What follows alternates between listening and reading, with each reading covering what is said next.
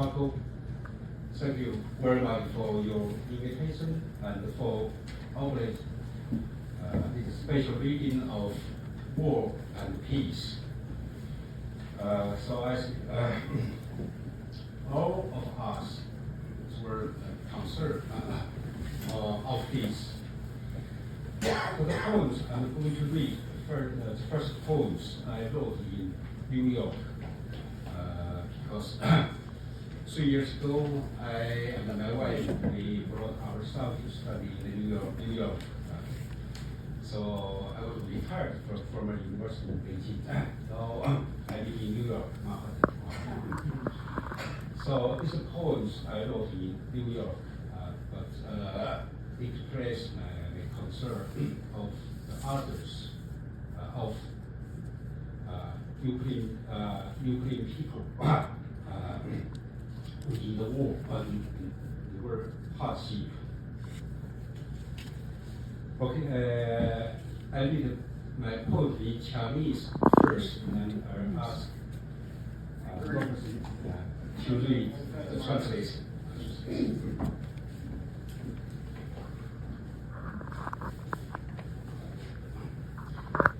去年的雪，雪终于下下来，是去年的雪，室内也更清凉和昏暗。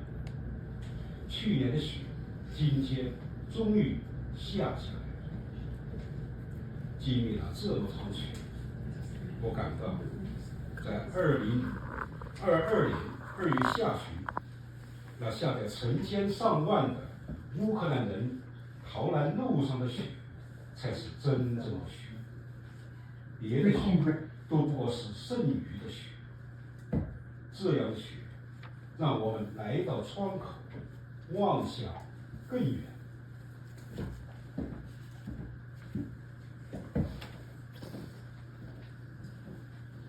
Last year's snow. The snow finally fell. It was last year's snow, making the room colder and darker. Last year's snow finally fell today. I've been through a lot of snowfalls, but I feel that the snow falling in late February 2022 on the path of millions of fleeing Ukrainians is the real snow. Other snows are just vestiges. It's the sort of snow that draws us to the window to look further into the distance. 炸弹 killed the arm, so fate in the heart of France. So I have translated some his poems into Chinese. Zhang once wrote poems, Greek poets in the same time. So my poems for Zhang.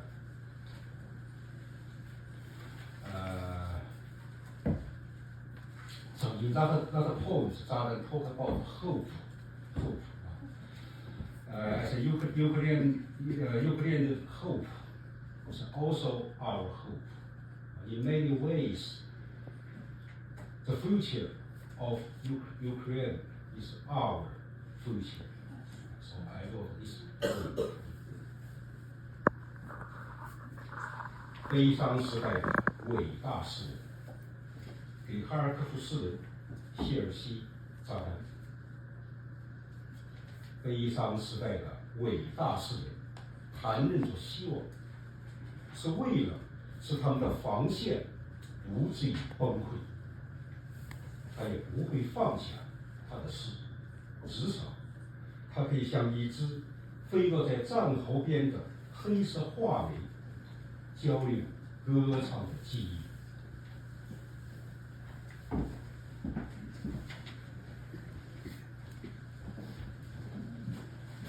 The great poets in sad times.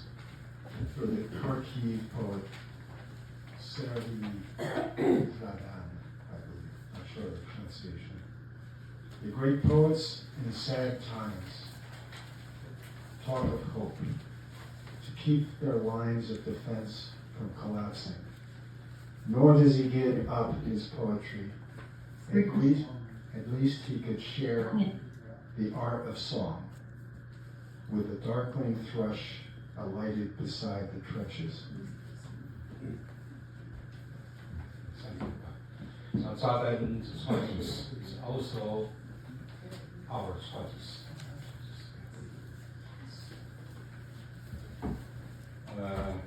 So the poems I'm going to read for Porcelain, Greek Jewish poet, German poet, Porcelain, and for Anthony Kiefer,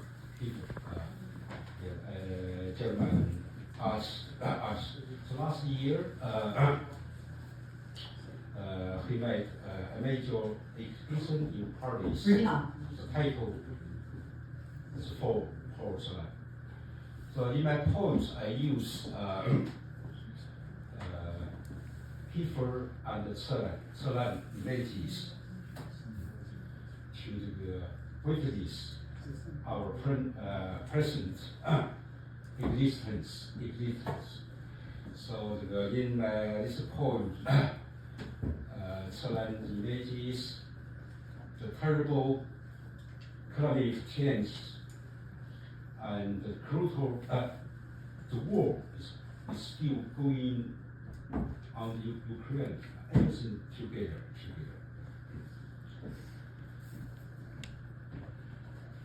So this poem also wrote in New York, Long Island, where my also study and textbook in Long Island. So just front of our apartment, I guess space. So I wrote that case in this poem. 世纪保罗策兰基辅在巴黎的展览，装载烧焦石头的手推车，玻璃柜里的季中林，铅灰色的布满巨大伤痕的画布上，沾满孤河上的止血绝草。这是在巴黎一个废弃皇宫内的大型展览，一个从第三帝国冒烟的砖窖里逃出来的画家诗人，他是在向保罗·策兰致敬吗？7月空气更炽烈，白极圈里的冰融化。这里，烫人的水泥大街上布满了影子，远处传来加油站排队司机的一声咒骂，而我视线从带着攻心箭头的乌克兰地图上离开，我们看不见的黑色太阳群在我们上空燃烧。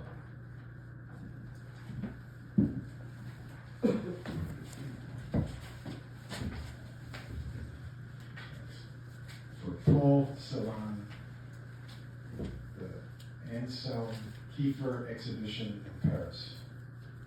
Wheelbarrows loaded with fire-blackened stone, a concentration camp in a glass case, a lead-gray canvas covered with huge scars, broken bracken fern fronds stuck all over it. Paris, a large-scale installation at the Grand Palais Athénier, a poet-painter who escaped from the smoking brick ovens of the Third Reich. Does he pay homage to Paul Celan? The July air is hotter than ever. The ice in the Arctic Circle is melting. Here the burning hot concrete avenues are filled with shadows. Drivers in line at the gas station in the distance swear. I turn my eye away from a map of Ukraine filled with arched arrowheads of war. Black sun we cannot see burn in the sky above us. Thank you. Political songs is from Porcelain. So it's more threatening than the black sun than the single.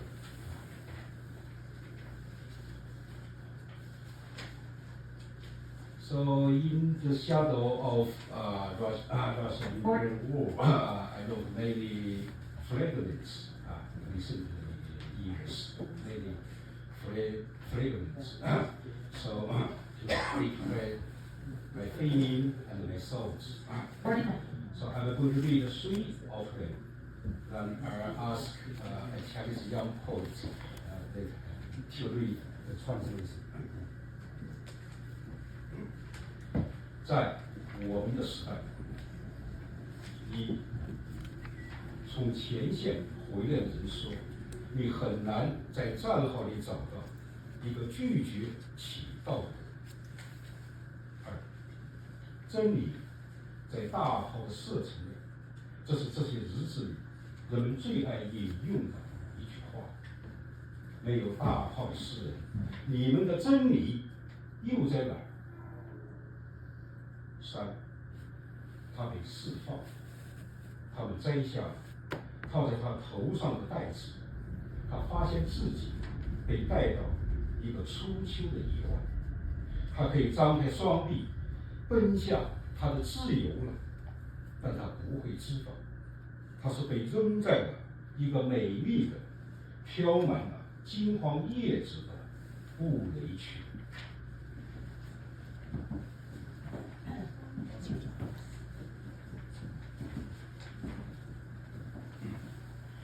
In our time, when men back on the front stage in the trenches, it's hard to find anyone who refuses to pray.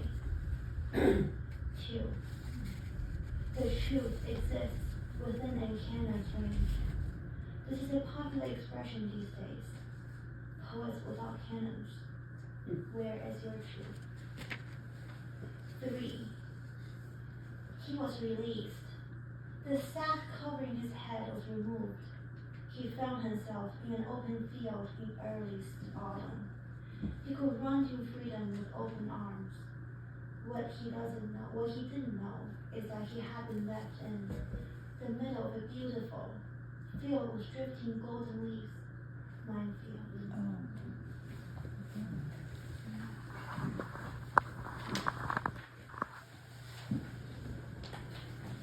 So the last poem is going to read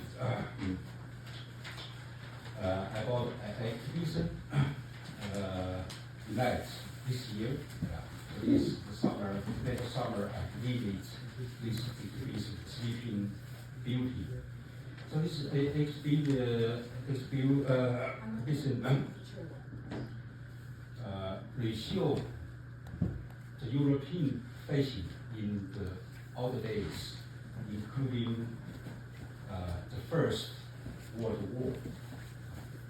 So I remember the exhibition people, the visitors can hear poets reading is something about the First World War. So I wrote these poems, also about the war and peace.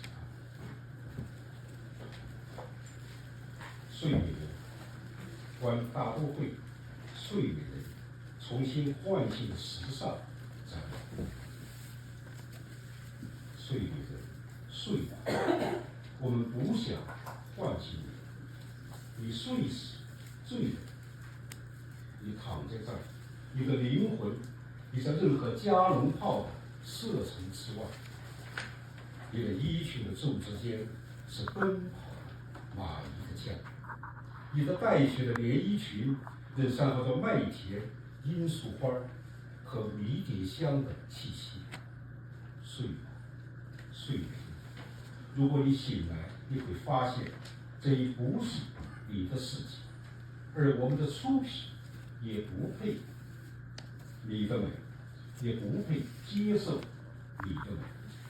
睡吧，随着岁月的生锈的离沟和我们已无力去填满的带火的陨石砸出的深坑边，而我清风仍在吹拂，带起你麦田里的裙角，我童年的蝴蝶就在那儿嬉戏。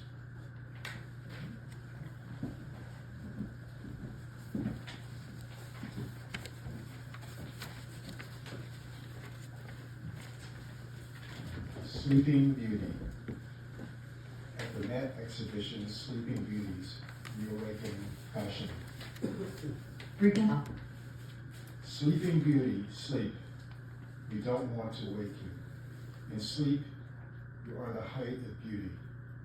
Lying there, your soul is beyond the range of any cannon. The folds of your dress are home to scurrying ants. Your bloody dress smells of wheat fields, poppies, and rosemary. Sleep, sleeping beauty.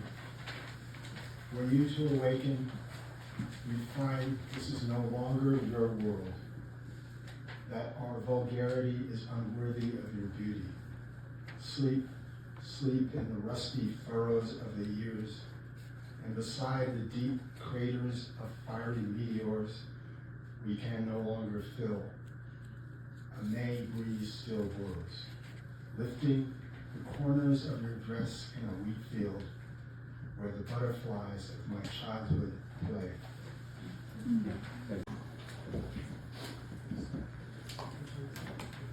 It gives me great pleasure to introduce Susana Case's reading this afternoon. Particularly since we've known each other for many years as members of the Slapping Hole Press Advisory Committee. Forgive me, I have a cold. Susana's energy, commitment, and generosity can't fail to impress anyone who has known her in any of her incarnations as college professor, social scientist, poet, and supporter of many overlapping poetry communities, including most recently her work as a co-editor of Slapping Hole Press. Susana has won several awards for her poetry and has published to date 9 books and 5 chapbooks, as well as having co-edited the anthology I Wanna Be Loved by You, poems on Marilyn Monroe.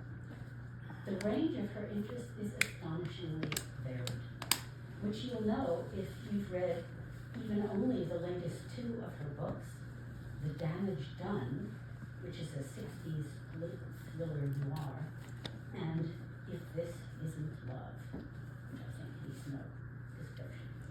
But what you may not also know is that she has written about the Salem witch trials and about wombats.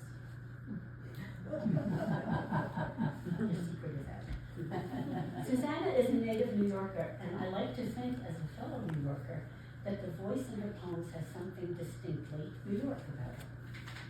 I hear 2 strains, a dry humor and a just anger, and both resound in the poems of the Scottish Cafe. Susana activates for us a deep but ironic truth about our own existence. The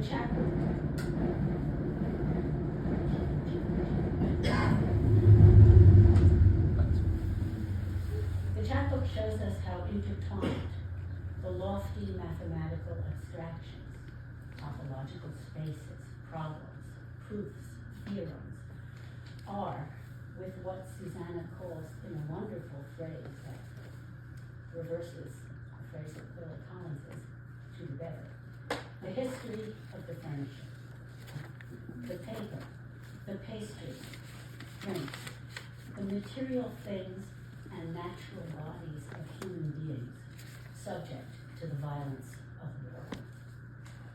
The extraordinarily long life of this chapbook, published as winner of the Slapping Hole Press contest in 2002, translated into Polish in 2010, reissued in 2015 for the 25th anniversary of the press, and now in 2024 translated into Ukrainian, gives one pause for sober thought. How sad that the barbarity of 75 years ago continues to be so recognizable and relevant in our present now. But how lucky we are to be able to gather together and continue being encouraged by Susana's artful and heartful continue to hear in them what matters, to see it humanly, and to understand. Please welcome Susana Case. Doing so. The Scottish Cafe has had a good run, as they say. And some of you were here when we had the first launch of the first version of the Scottish Cafe, which had won the Strawberry Hill Press chapbook competition. And I remember bringing up potato vodka, which was referred to in one of the poems, and some of you might remember that. And then some years after that, the Polish version, which was published by the University of Opole Press, and I went to the launch there of the English-Polish version. The chapbook is based on the lives of real mathematicians who were in Poland during the time in which the poems are set, which is the period before, during, after World War II. And of course, as borders changed, the city, which was then Lvov, is now Lviv, and is in Ukraine. So hence the reason for the English-Polish and the English-Ukrainian versions. In Poland, the book was part of a goodie bag which was given to the hundreds of participants of the conference, which is a mathematical conference, since it's about mathematicians, although it's not a math book, because some people sometimes worry about that. They go, I don't know any math, but you know there's no math. I hardly know any math. And then thanks to Margo and Nick, after the Polish version, we have now the English-Ukrainian version. So this was the original. I thought these up for you to see it. You can see it on Zoom. And then the Polish version used a picture of the Scottish Cafe on the cover, which in the other versions is inside. And then we return to the marble notebook, which I'll make clear the reason for that in a moment. Although I'm going to read from this version, and although the poems are in English and Ukrainian, I'm only going to read the English. I have a genetic connection to both Poland and Ukraine, Poland through my mother's family and Ukraine through my father's ancestors on his mother's side, but my ancestors came to this country more than 100 years ago, and of course then the whole thing was you just get rid of everything from the old country, so nobody spoke any of the languages, and unfortunately I never learned them. So I'm going to start with fixed points. At first, they meet at the Cafe Roma in Lvov on Saturday nights to discuss mathematics and drink cognac. But Bannock lives beyond his means and is annoyed he can't work out something with the proprietor about his debt. So he persuades the others to move across the street to Zelinsky's place, the Scottish Cafe, where the food is not as good, the cognac is not as good, but the music is good, and the credit is better. And they begin to meet each day around 5. Bannock, Mazur, always the center, at a little table with a marble top, where they talk and write and stare silently at the spaces in their minds, filled with even more formulas than those written down on the marble tabletop, some of which later get written down into a school notebook with a marble patterned cardboard cover. That Bannock's adored wife, Lucia,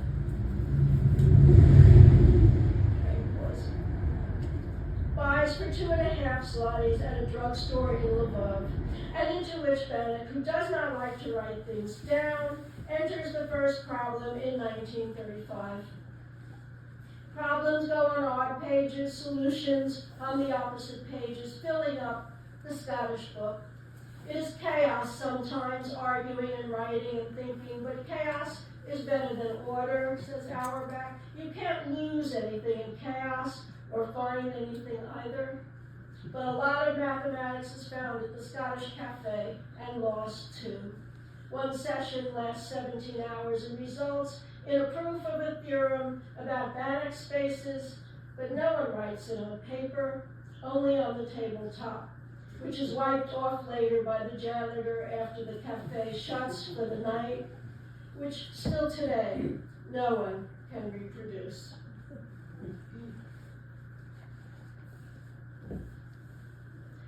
None. It is as if Schauder's chest is turning to rock, hardening against the spasms in his heart. They are the twitches of love.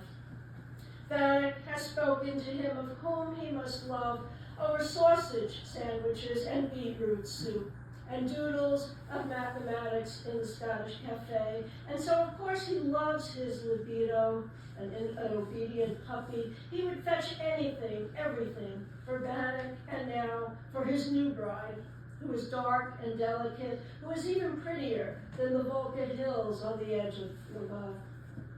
But he feels a foreboding. Germany is worsening, but Germany is far enough away. It must be the flu, like the congestion from an unresolved proof, clogging his ears, his throat, fevering his blood. And this winter, there is the prediction of a particularly chest-numbing chill, which years later, Schauder will look back upon in wonder at how he was so blinded as to think it might, as in ordinary times, last merely a few months. I think of that poem sometimes now when I think about, oh my God, 4 years, how we're going to do 4 years. It's a fusion, and it begins with an epigraph from Adam Zagajewski, who is from Lvov, and it says, there was too much of Lvov, and now there isn't any. Ullum in America is homesick. Colorado doesn't have winters as marvelously brutal as Lvov. He misses arguing with the other mathematicians over whether the Scottish or Roma Cafe has better bread. Besides, ever since he taught in LA, there is a glitch in the wiring of his brain, a change not only in weather, but personality. I do the big ideas now, he tells his students. The details are for others. But he can't help spouting his jokes, stories, limericks mixed with the grand ideas, compression from shockwaves from fission, essential to explosion, nuclear propulsion.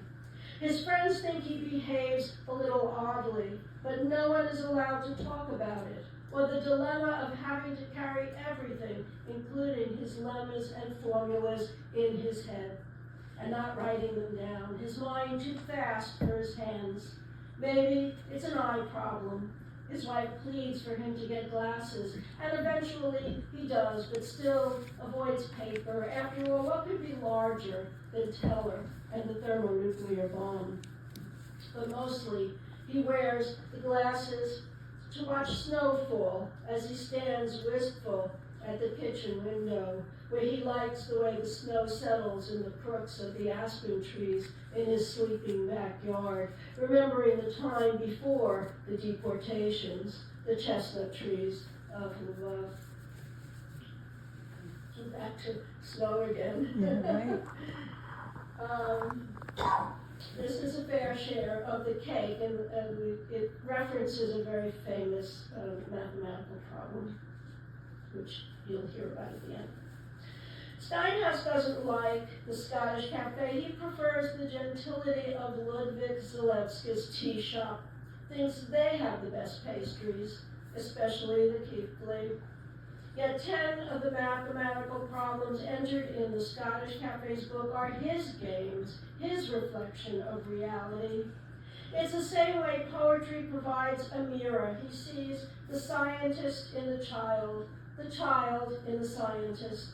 But the edges of life look ominous.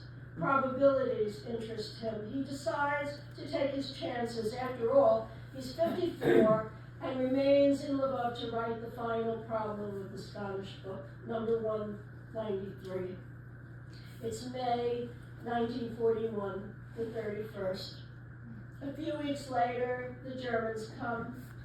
Steinhaus hides and hopes and waits. He misses his mathematics, misses food, misses the child and the scientist, thinks about the problem of how to divide a cake so that each person is satisfied and envy-free. The problem takes 41 years to solve for any number of pieces of cake.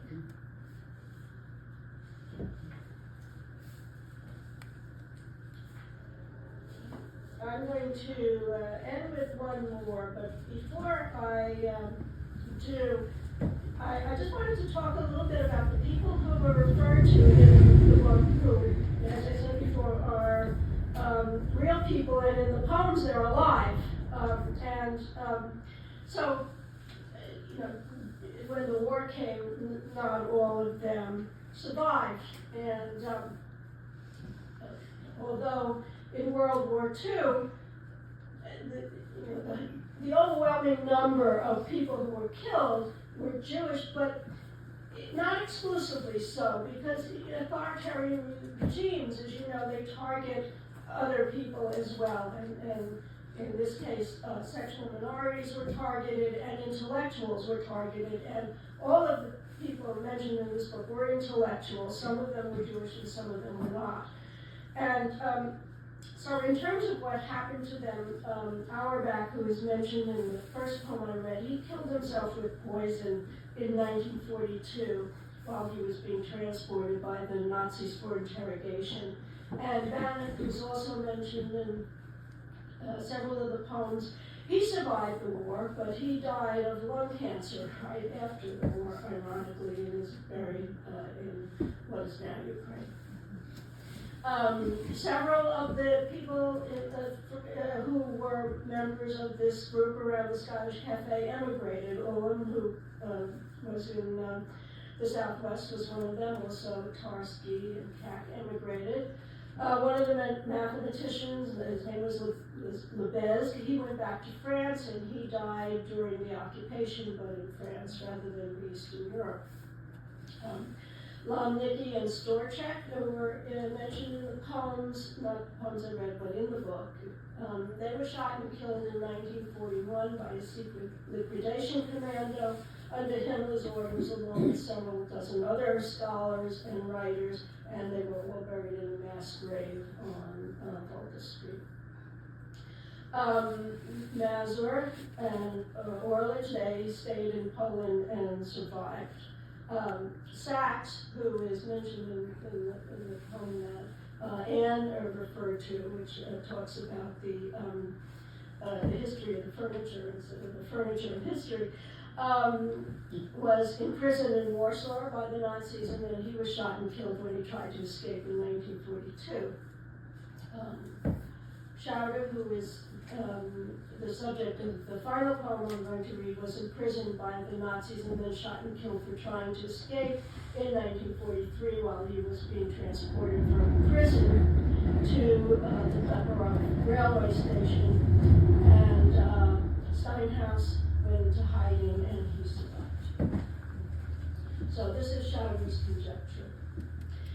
He was a teenager tossing cherry pits at younger boys who becomes a man employing cherry brandy at the Scottish Cafe in Lvov, a student of Steinhaus, serious, respected for his fixed point theorem. But now Schauder has less time for the cafe with no decent salaries. He needs 2 jobs to support a wife with no dowry, his daughter Eva with no maid, and none of that trouble compares to when the occupation begins and Schauder had to write to the German physicist Heisenberg to plead that he's running out of paper for his analyses. He's running out of time, and he has a theory that perhaps Heisenberg, whom we met years ago in Leipzig, will be good enough to speak with the German authorities so that Schauder will not be killed.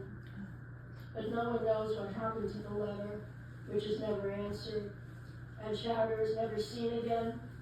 and his wife hides in the sewers with Ava for a time, is eventually sent to England where she doesn't survive, and Ava, who is not well, tuberculosis, is brought to her uncle in Italy, where she lives quietly and does not express too many opinions without sufficient evidence of proof. Thank you. Margo, Full House. I'm glad you persisted, Margo, because we would have missed it for sure. Years ago, when I was a student at Columbia, Joseph Brodsky advised us to take courses in other disciplines. We poetry students felt we didn't need anything more. He says, take something like geography, something concrete like geology, even accounting, he said. So we'd have something to write about in our poems besides our feelings and our family. Don Krieger, am I saying that name correctly? Yes. Good. Is a biomedical researcher and a poet. His poems simultaneously investigate the heart and the brain, which lead to the most intriguing discoveries. For example, in his poem Memorial Day 2019, he finds a distinct irony in a flag so big it can't hang at half-mast without touching the ground. In Long Time Coming, a father tells his son, all the fires are in the colored towns. All the villains his work suggests, domestic or foreign, are to be tried in the same court, the court of humanity, the court of conscience. Perhaps it's because his profession is related to those that examine bodies from the inside, where the heart and liver lie, where blood and bile coexist. And our dead are different from yours. He writes of bodies on the sacred land of the Sioux, where in the name of progress, pipelines are being laid. The phrase, he writes, cradled in cement, will haunt me for a long, long time. Don Krieger.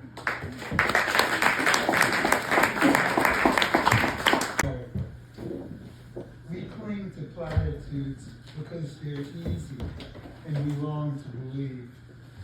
My nation is great. God is good. We who count the dead on the scoreboard.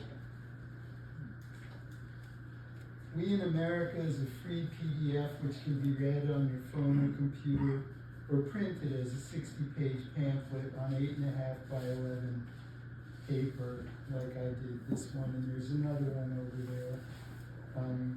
There are also these flyers, please take them. You can download the book at my website or with this QR code.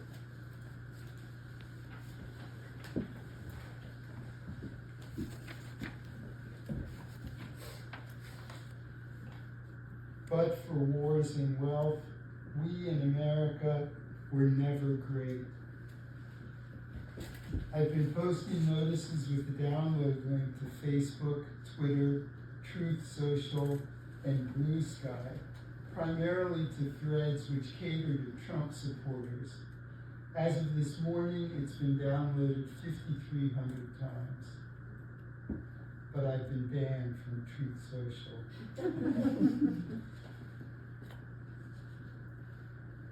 I want to thank everyone for being here. I count it a privilege and a great honor to read in this company.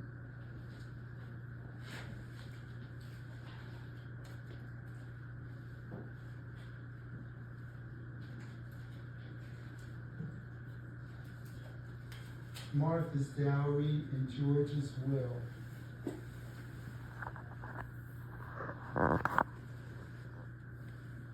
Our first president was one of the few who was not carried away by power. That's a quote from Robert Frost. He was 11, heir to the family farm, and 10 slaves. Later that year, he bought 8 more, and yet another 7 as a young man.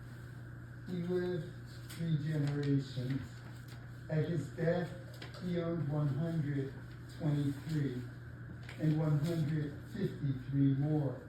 Martha's dowry doubled in their 20-year marriage, his and hers hostage to the law, destined for return to her first husband's heirs.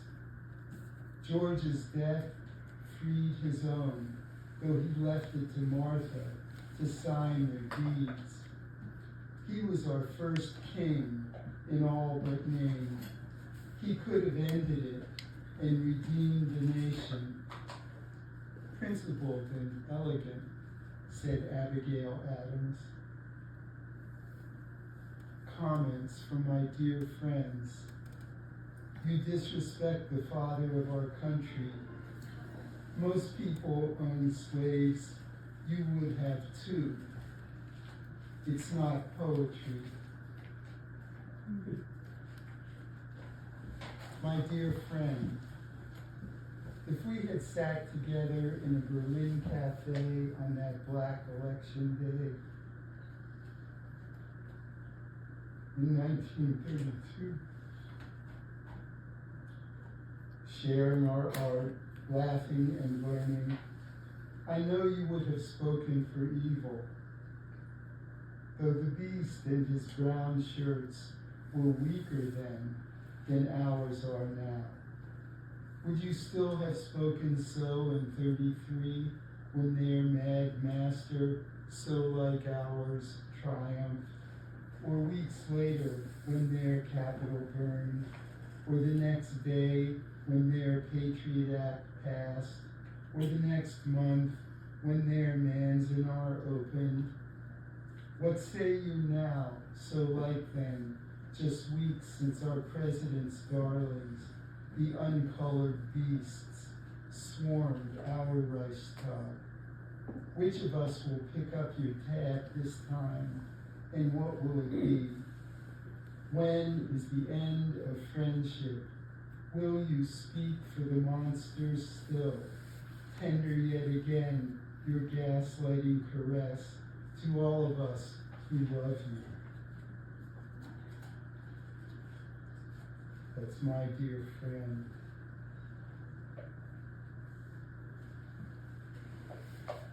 In the beginning, we must know ourselves, St. Augustine.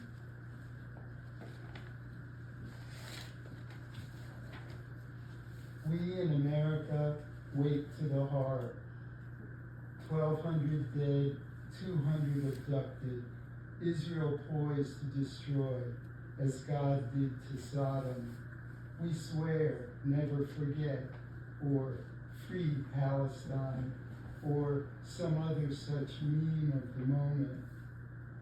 Babel, the towers at city center in flames. Smoke and harbor stench billowing silver in the sun. And so it goes on and on. We care as we watch on TV, but we live in an orchard. Figs and cedar, fresh bread and warm shade, clean work and time stretching to the evening cool.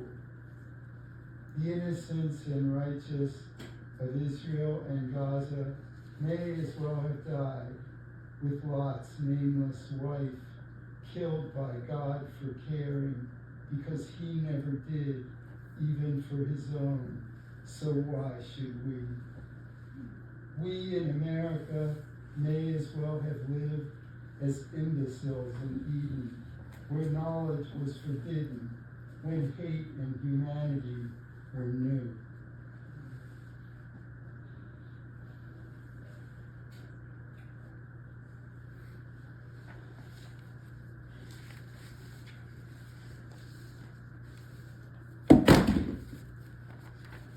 October 7, 2023, terrorist gangs breached the Israeli-Gaza border, killed 1,200 and kidnapped 247.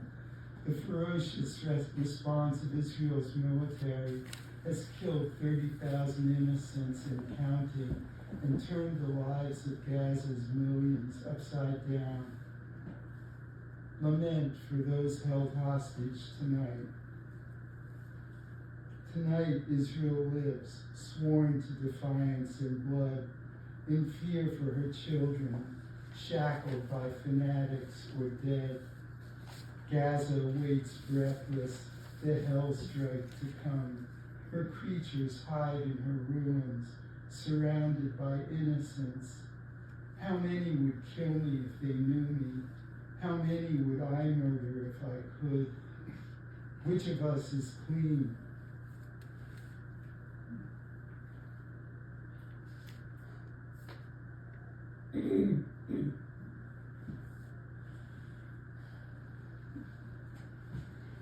I judge myself without mercy, yet the brutal cycle we cherish in God's image is beggared by his cruel glory.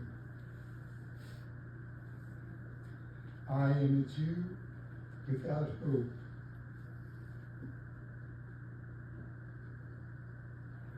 Or faith, yet I can still pray and do.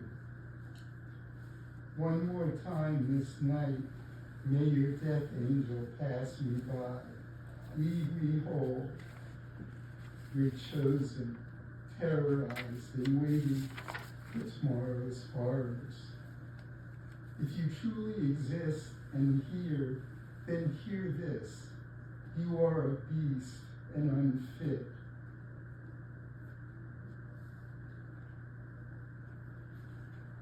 Just waiting for the lightning to strike. So too your zealots, whatever their name for themselves or you. If I held your might, Almighty God, in that instant I would erase you and your memory from all that is. If you truly exist and care, open the earth and destroy me. For though I claim nothing over Moses, your darling, I claim goodness over you. Surely we would be better off without you. But who, if not you, can stop the madness? Who even wants to? Surely not Israel, whose privilege stands on her armed might and her God-given destiny. Surely not the dispossessed Palestine, whose only strength is destruction. Surely not their Arab kin, whose only gifts are weapons forged for an ancient feud. And surely not America, we whose nuclear bullets hold the world hostage like those Israeli hostages shackled in Gaza tonight, like those Gaza innocents beggared by Israel's might.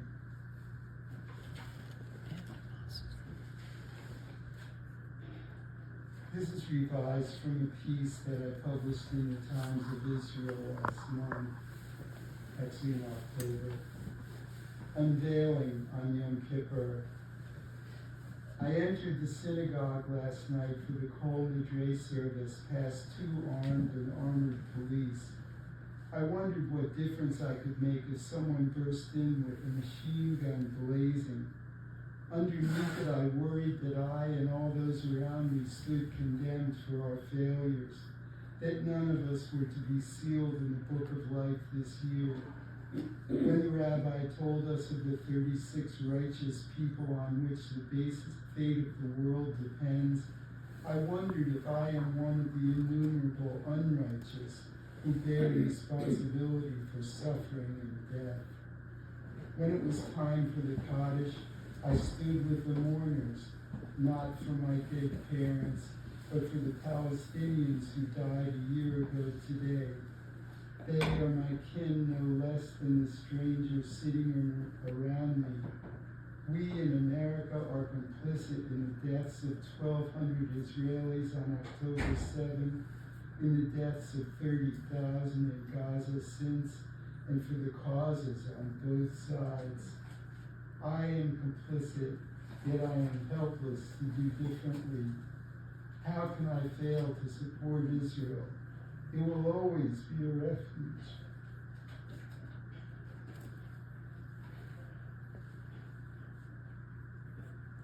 For all of us whose ancestors were herded together and murdered.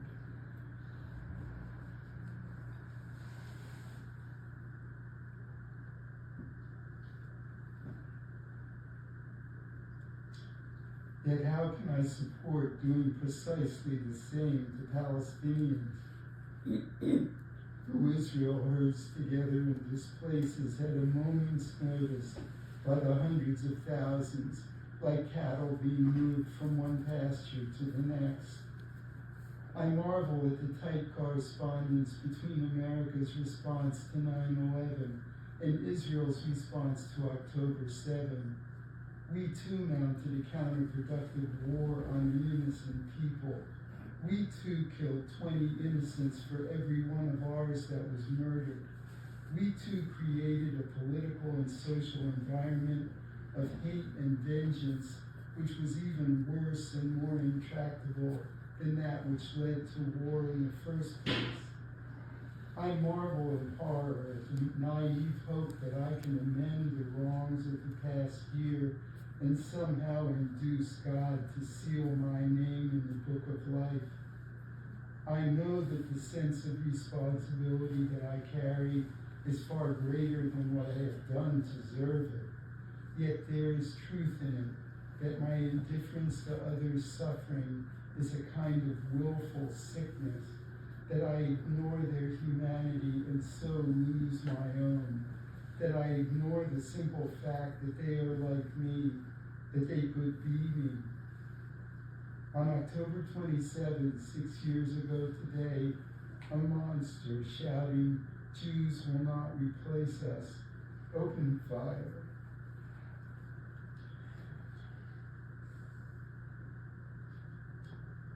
At the Tree of Life Synagogue, around the corner from where I live. 3 days later, the first of the murdered were buried. One was husband to my co-worker and friend.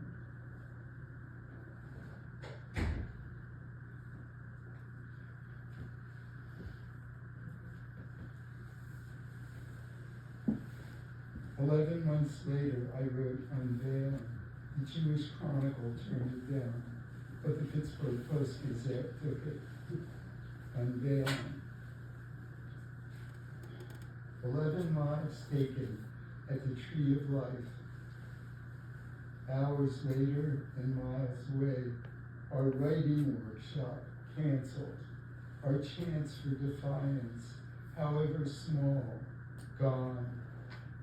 I waited at the funeral with hundreds to pass security, newsboys on the street asking with their cameras, who is afraid?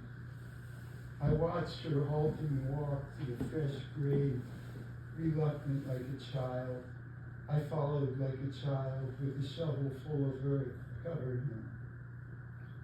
I listened to the learned, seeking meaning, hundreds crowded into the Beth Shalom basement, police in armor at the entrance. When the doors locked behind us, I noticed the dampness and a draft on my bare neck. Today was 11 months, hundreds standing witness in the warmth beneath the trees. I still live, so I was there. I wonder though, could we have canceled our workshop for a drive-by at the playground?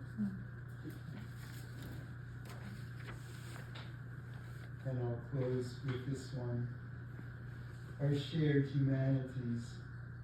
Nothing is deadlier, dogma, more primordial, pain, so beautiful, courage, riskier, faith, seductive, privilege, more noble and just, war, more profane and hurtful, indifference, more cowardly, forgetting, crueler, God.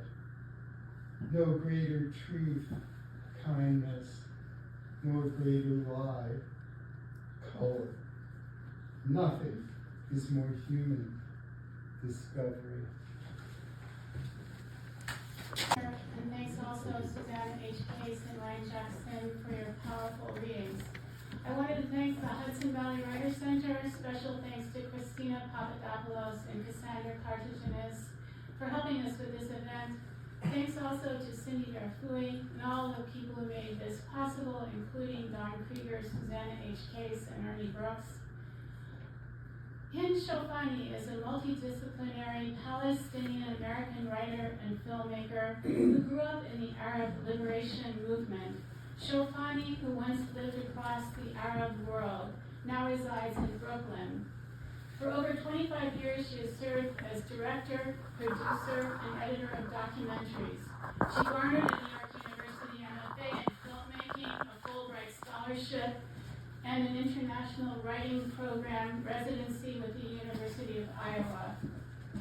Her award-winning first feature film, Triple on Exodus, is screened in over 40 countries. She is the recipient of a British Academy Film and Television Award and an Oscar nomination for the film The Present. In 2023, her documentary, Heavy Metal, premiered at the Tribeca Film Festival. Hind has published creative essays, prose, and poetry in international journals, magazines, and anthologies. For over 15 years, she also curated and hosted poetry and spoken word events. Her previous books of poetry include Ink Stains on the Edge of Night and More Light Than Death Could Bear, Whole World Press. She is the editor of 2 anthologies of literary essays, poetry, and photography, Nowhere Near a Damn Rainbow, Xanadu 2012 Lebanon, and Uncommon Dubai, Uncommon LTD 2014. Shoufani is a contributing editor of the political journal Discontent. Her new book, Dark Star and the Key of Requiem, and what a great title, will soon be published by Diode Editions. Poet and editor Marilyn Hacker says of Hind Shoufani's poetry, "Here is a vital, sensuous poetry, international and personal, impassioned and angry, larger than life and cinematically accurate in detail. Hind Shoufani, a polyglot Anglophone Arab poet, a poet of the Palestinian diaspora, is in the line of the Caribbean-American June Jordan, the Moroccan Abdelatif Labai, the British Tom Howland, the Iraqi Bushra al-Bustani, poets of memory and modernity, protest and passion. But her voice, her cadence, her worldview of a young woman at home and not at home in a dozen cities are indelibly her own." Let's welcome Hind Shoufani.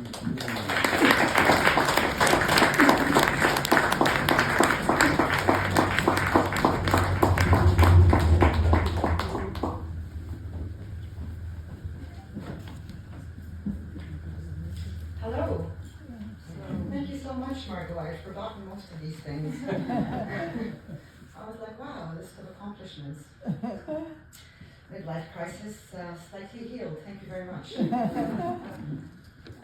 Thank you for the organizers of today's events, for having me here. It's my first time in this area in a very long time, and it's lovely to see a full house. I hope you'll still feel like you're okay after my work. I'm a Palestinian filmmaker and a writer, filmmaker by training and a writer more by DNA. I come from a family of academics and teachers and writers and journalists, so my writing is just for fun. It's nothing I've studied. I've not taken a single poetry class in my life, so the work is not necessarily crafted work for the page. But I'm going to read 2 pieces for you tonight, both written in the past few months, one of them last week actually. Both of them are not pieces I've gone back and edited really a lot, so they're in their raw form.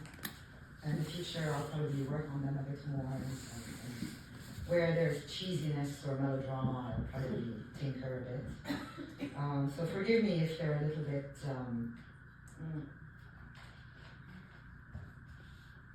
in their initial shape.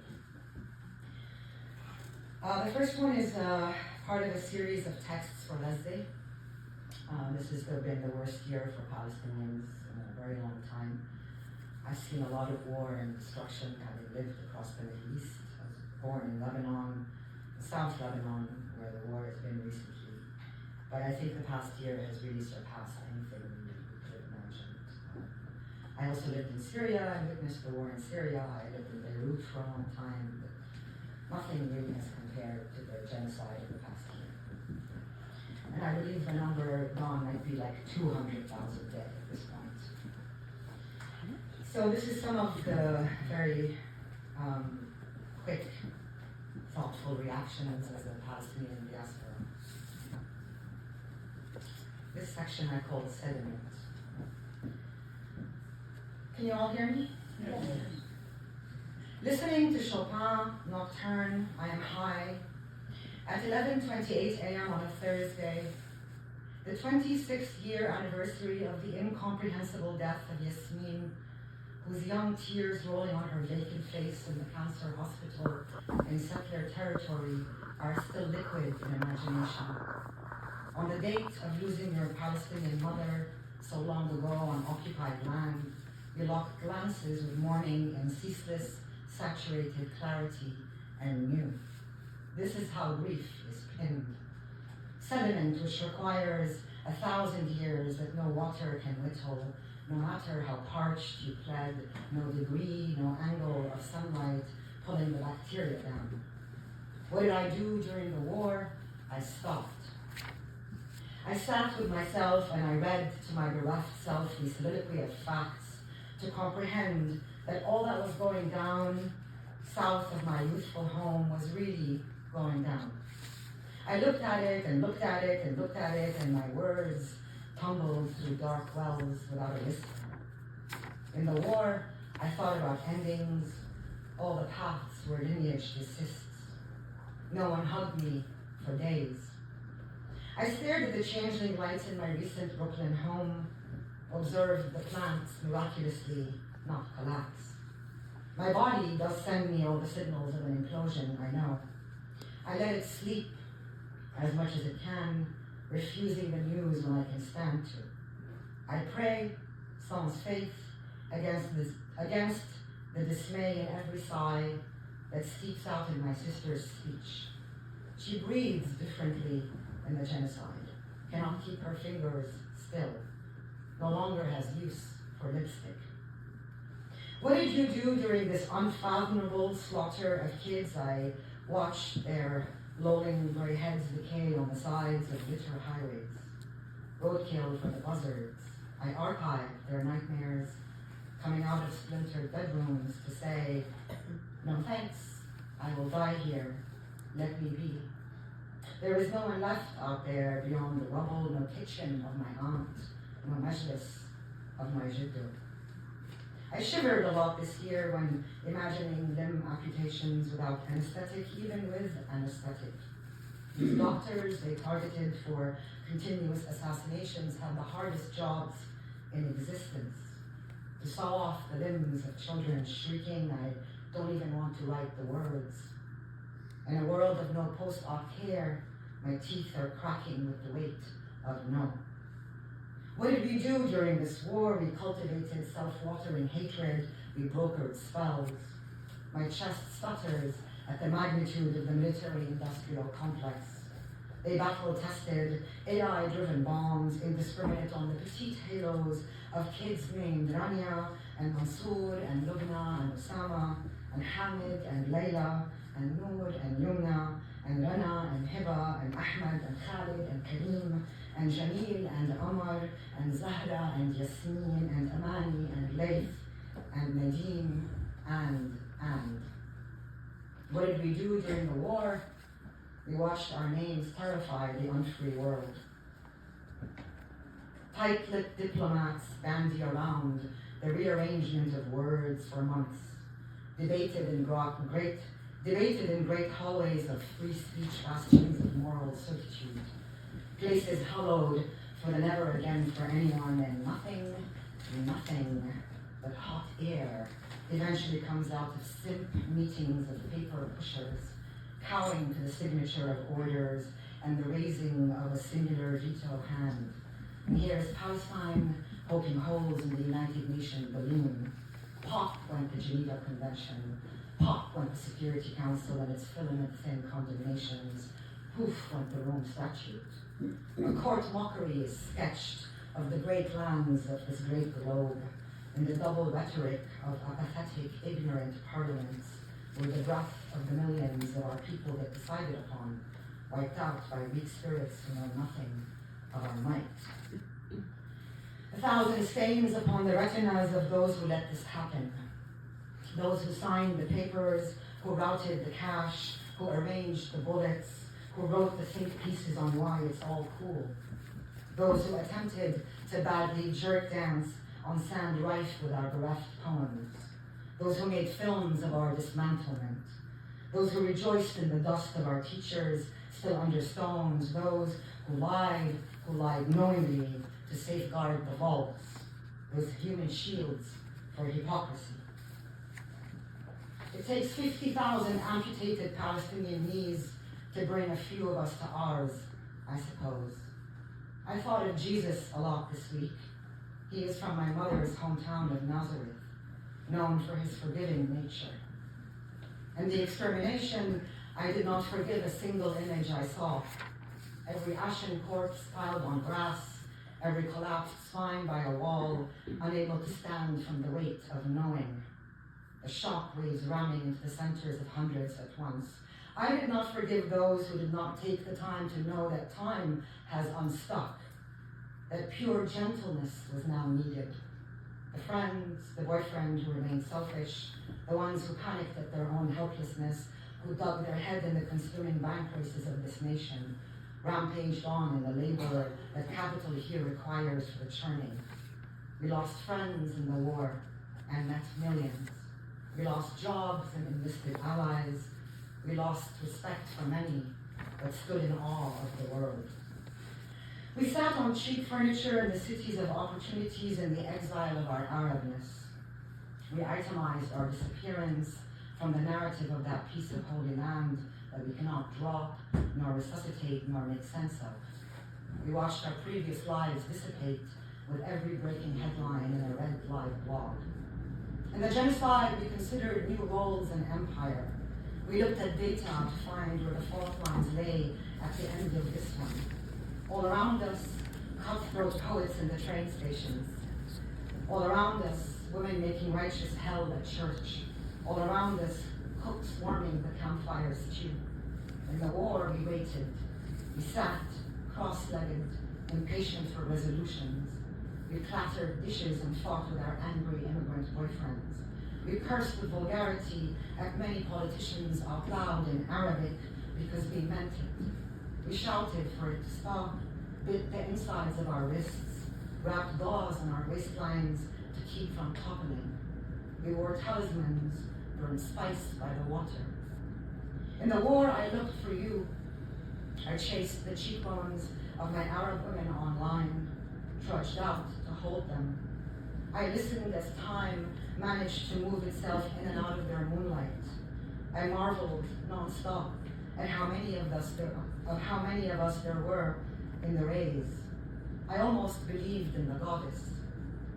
In the war, seasons rotated to note down the rhythm no one escapes. I watched the windmills of liberation grind slow and yet exceedingly small. The songs of resistance fluttered from windows.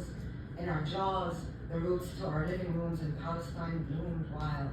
No one needed to give us maps to our names. What falls at the feet of Gaza after all this? What tumbles? Time, my worst antagonist, will find signs to show us. A few of us will be here long after to remember the end. We will construct playgrounds out of their defeat. There will be children and grandchildren to pick up the axe, and we will alchemy. What doesn't fall at the scorched heart of Leslie after all this. I miss my mother. I miss her so very much. Thank you.